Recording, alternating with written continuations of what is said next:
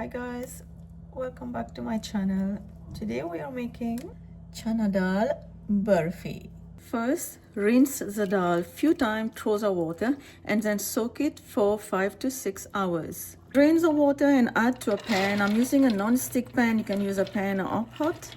Then add milk and cook the dal until 90%. Stir it time to time so the milk doesn't burn and the dal doesn't touch in the bottom. Keep the heat over medium-low. Milk has been dry and the dal also boiled for 90%.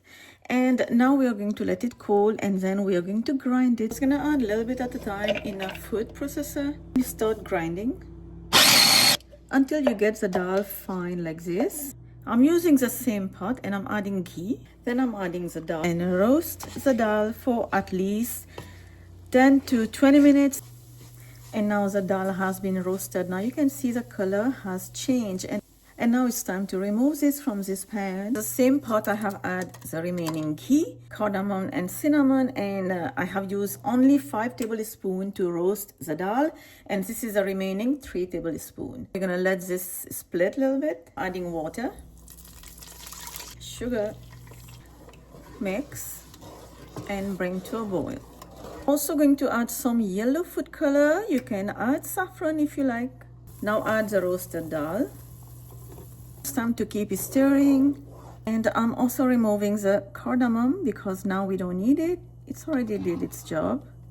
And now this is a time that you need to be careful. Just step back, and it's better to use a longer spoon, wooden spoon. Mixture is getting thicker and thicker, and now it's time to add some milk powder. Stir quickly. And now you can see how the butter, how the Chana Dal Barfi has been separated from the pan. Chana Dal Barfi is looking gorgeous, yummy, and it is completely ready. Now it's time to pour this into a grease pan. Just pour the Barfi mixture into this pan. Spread it evenly.